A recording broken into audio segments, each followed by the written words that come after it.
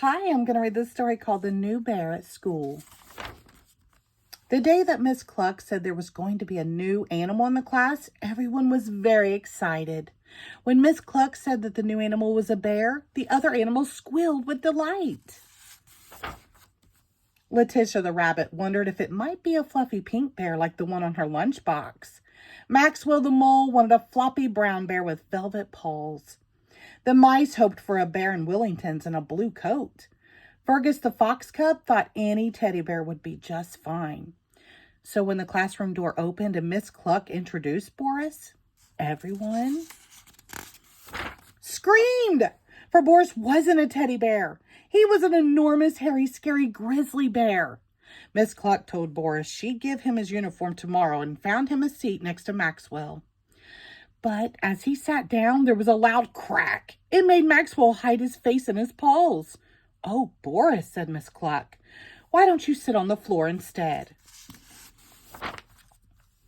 Miss Cluck gave Boris a new book and a pencil. He was very proud indeed. With a big friendly grin, Boris turned to show the mice. But Boris forgot how fierce his teeth were. He forgot how big his paws were. And he forgot how sharp his claws were. Somehow the mice got scattered across the classroom. Somehow the pages of his new book got ripped. Somehow there was panic everywhere. "Boris is too big," cried one little mouse.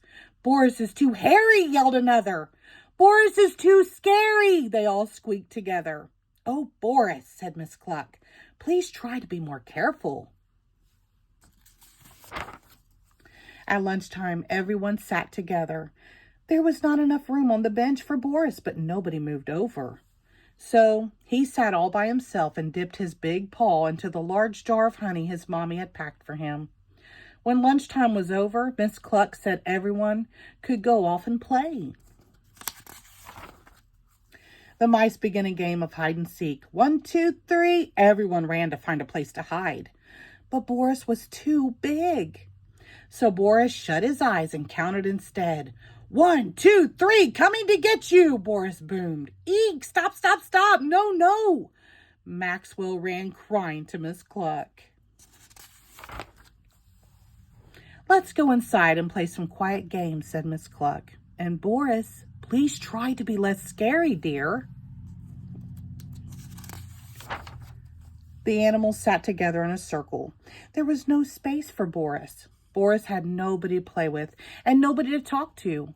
Tears filled his big brown eyes, rolled down his long nose, and splashed to the floor. "I'm a scary bear," he sniffed. "I'm a hairy bear," he sobbed. "I'm just a great big grizzly bear." It seemed like a very long afternoon.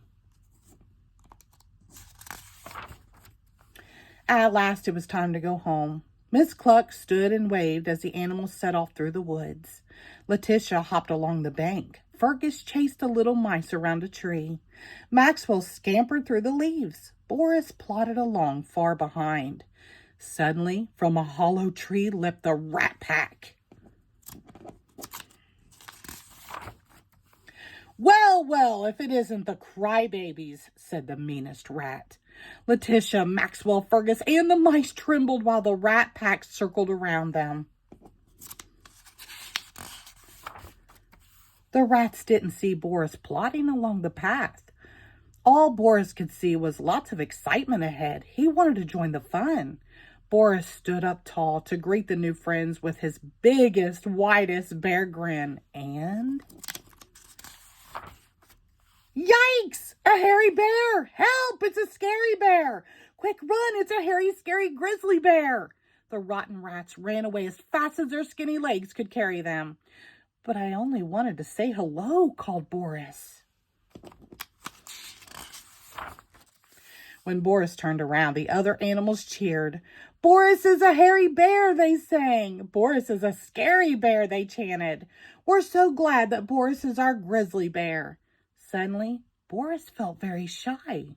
"If you're going to be a bear," he said very gently, "then it's probably best to be a hairy, scary grizzly bear." The next day at school, the animals couldn't wait to tell Miss Cluck how Boris had saved them from the nasty Rat Pack.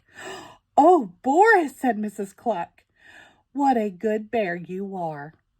At story time, everyone rushed together around Miss Cluck. There wasn't much room once Boris had sat down, but the rest of the class didn't mind one little bit.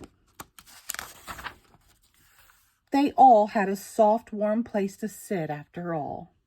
The end. Thank you.